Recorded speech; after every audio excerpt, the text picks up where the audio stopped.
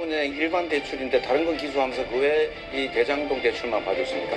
노은영한테 커피는 왜 사주셨어요? 저는 그 사람 본 적이 없습니다. 아니, 참 이상하네. 갖다 붙이려고 10년 전 나도 것까지. 3부.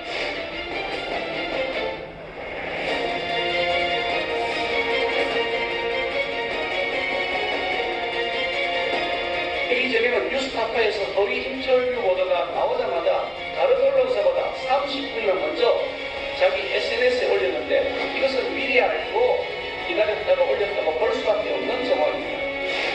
내드는 거 이게 뭐 자연스러운 거 아니겠어요? 아니 이미 다 나와서 공개된 건데 그 이재명 관계대가 앞에서 그걸 내렸겠습니까?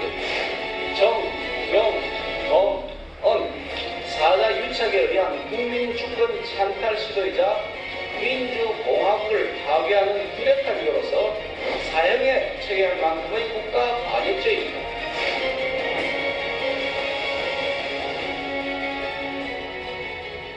보신 그대로 이제부터는 파장이 만만치 않은 가짜 인터뷰 논란 하나하나 짚어보겠습니다. 여권의 시각은 이렇습니다.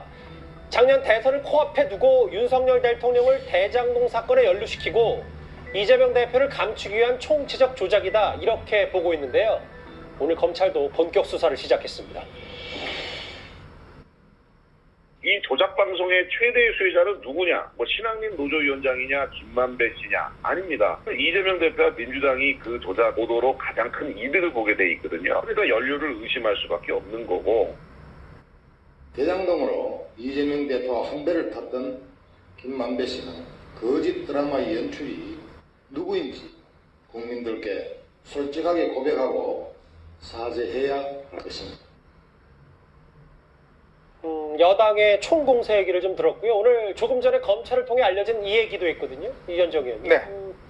보신 그대로 속보를 제가 먼저 한번 짧게 읽어드리면 검찰이 이 수사팀의 이름까지 정했습니다. 대선 개입 여론조작 사건 특별수사팀 구성 한 10명 정도를 꾸렸다고 저희가 전해드렸어요. 그렇습니다. 그러니까 반부패 3부 같은 경우는 가장 이 특수수사에 능한 검사들이 모인 게 바로 반부패 3부이죠.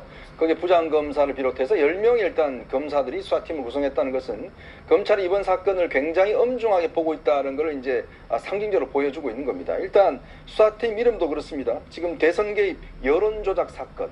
일단 이번 사태 자체가 결국 대선을 3일 앞두고 이 조작한 이 방송을 실제 방송을 했고 그 실제 대선에도 영향을 미쳤다, 이렇게 지금 판단하고 있는 거거든요. 우리가 역대로 보면 여러 가지 사건들이 있었습니다. 병풍 사건이라든지 뭐 등등 그동안 대선에 개입하기 위한 여러 가지 중대한 사건들이 많이 벌어졌지 않습니까?